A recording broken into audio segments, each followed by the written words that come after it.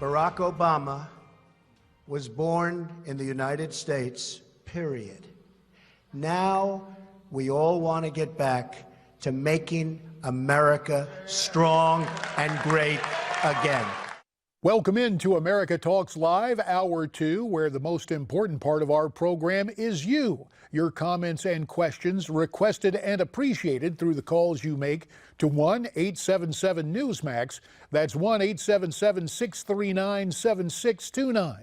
We try to cover the stories that the alphabet networks can't or won't because they're too busy minding the P's and Q's of political correctness. But we begin today with a story that has attracted a lot of attention and arrogant assumptions on the part of the leftist press. How disappointed are the alphabet anchors today after hearing Donald Trump say, and I quote now, President Obama was born in the United States, period. So here is my first question to you this afternoon.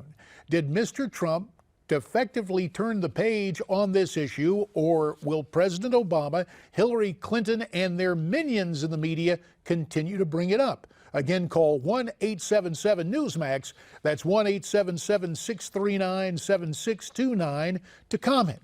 Now, for more on this story, we're pleased to be joined from Newsmax Washington by retired U.S. Army Colonel Patrick Murray.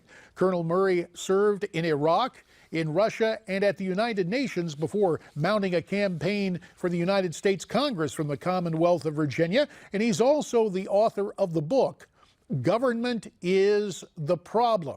So, Patrick, it's good to have you on America Talks Live this afternoon. And we should point out that Mr. Trump spoke following this attack from Hillary Clinton this morning. Let's look and listen.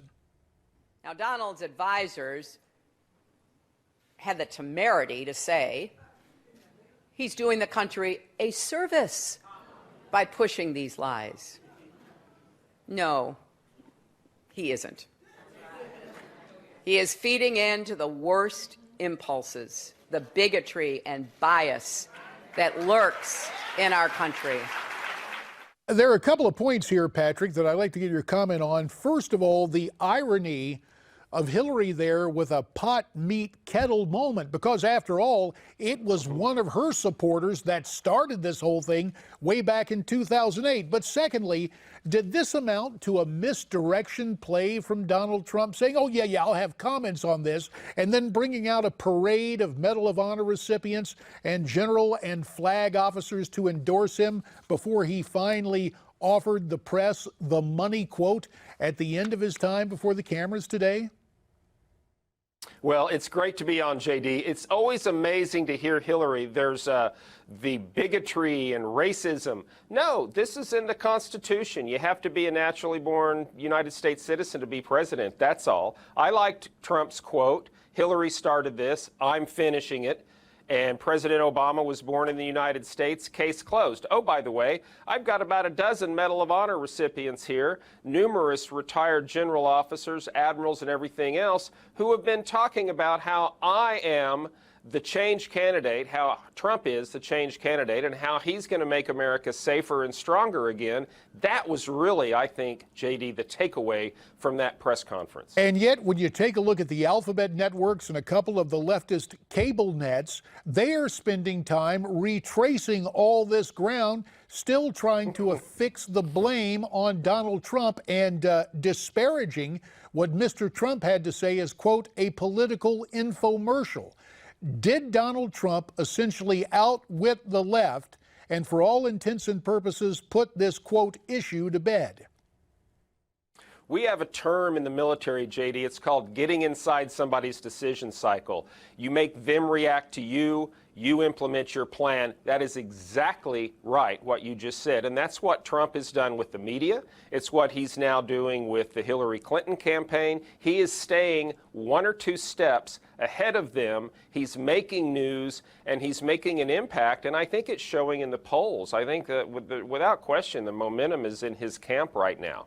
And again, he is controlling the agenda. We will see if it works in regard to ending this debate, as it were, about Mr. Obama and his birthplace. Let's continue the conversation with other stories of national security concern. And to do that, we're pleased to be joined by former CIA analyst Fred Fleitz. Today, Fred is Senior Vice President of the Center for Security Policy, and he joins us via Skype from the nation's capital. Fred, we really appreciate your time today. And let us turn our attention now to Gitmo. President Obama has continued to thin the ranks there of some of the world's most dangerous terrorists at Guantanamo Bay, but he received what has been interpreted in some quarters as a double setback yesterday. First, the House passed legislation that would prohibit the transfer of any remaining detainees to U.S. soil or to any foreign country. And that move comes a day after a new intelligence report revealed that 2 more former inmates have returned to terrorist activities, surprise, surprise, since being released. Yet the White House continues to insist that they will shutter the prison at Gitmo. So, Fred, I'm just kind of curious. President Obama has proved in the past he doesn't listen to Congress. He's probably not going to sign this legislation if it ever gets to him. Has he basically, does he continue to thumb his nose at the American people's elected representatives on Capitol Hill and in that process leave us vulnerable to further attack? JD, it's great to be here. I think there's no question that the president has no regard at all for Congress and goes around it whenever he feels like it. This bill is never going to pass in the Senate. Here's what I think is going to happen. There's a large group of dangerous Gitmo terrorists that the president is going to transfer to other countries and probably to the United States after the election. And there's nothing that the Republican Congress is going to do about it. I think the most dangerous ones are going to come to this country, and I'm worried they're going to go to Leavenworth. And I think state legislators, and the Kansas governor have to be ready for this. They have to be ready to block the roads. They have to say that the federal government cannot use Kansas airports to stop these dangerous terrorists from coming to Kansas.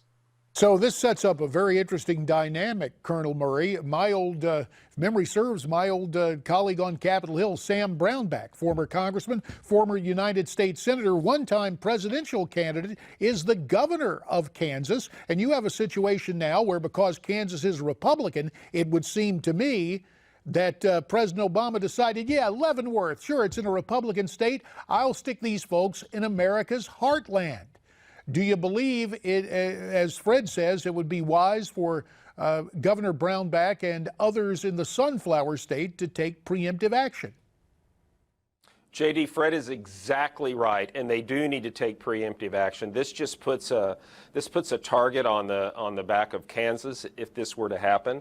And it's problematic. It's also, Obama doesn't have the authority to do this. It's incredible to me that this administration is once again, just like the Iranian deal, they're legacy building, and they're putting legacy issues over that of national security and, frankly, common sense to release these Guantanamo prisoners.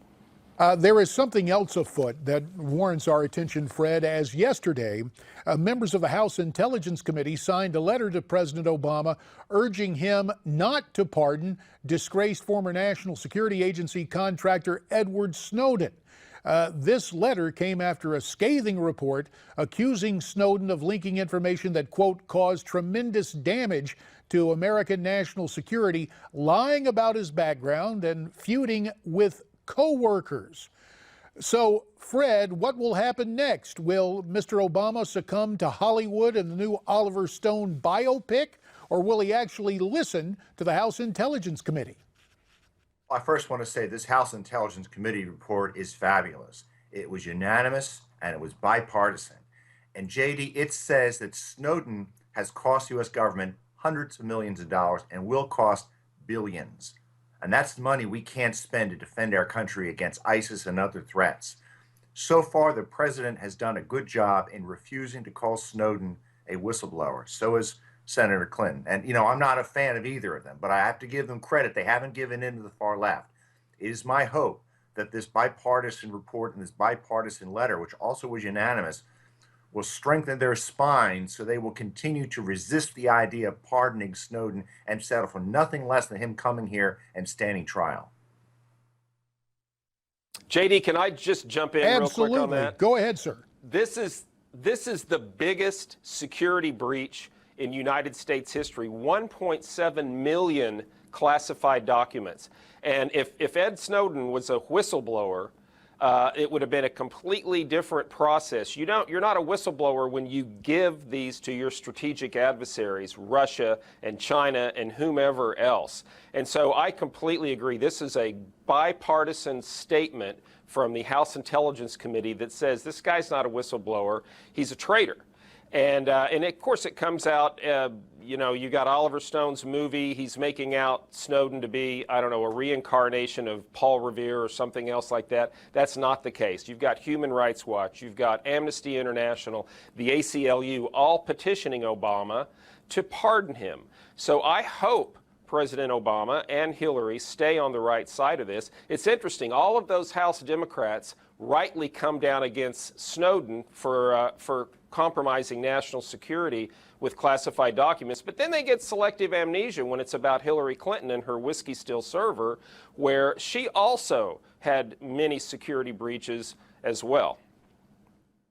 I agree with that, but I would add, I'm certainly no fan of Hillary, and I think the server was a disaster. But man, you got to read this report on the House Intelligence Committee website. It talks about how Snowden was a serial liar, how he was a disgruntled employee, all the lies he made about his career, how he didn't use any avenue to legitimately and legally bring his claims to Congress or to the Justice Department. The man is a fraud, and he should spend the rest of his life in a maximum security prison cell. And yet he is claiming that he is planning to vote in the upcoming election here. Now, is that being bold, arrogant, or can he actually obtain an absentee ballot while he's sitting there in Russia to vote in the next presidential election? Colonel Murray, last word on this, 15 seconds. Yeah, I don't know if he can get I think he's just saying that for a little publicity. Hey, I'm still an American citizen. I care about the United States. I'm going to vote. I think it's all bull. I think it's just part of this whole thing that's coming out with the movie and everything else. Colonel Patrick Murray from Newsmax Washington and our good friend, intelligence analyst Fred Fleitz, Skyping in from the nation's capital. Gentlemen, we appreciate your insights and analysis on these stories of national security interest and political interest today. Thanks very much. When we return, a spirited conversation on Donald Trump's economic plan with Wayne Allen Root and Kyle Harrington. It's today's prime playback, and it's coming up next right here on America Talks Live.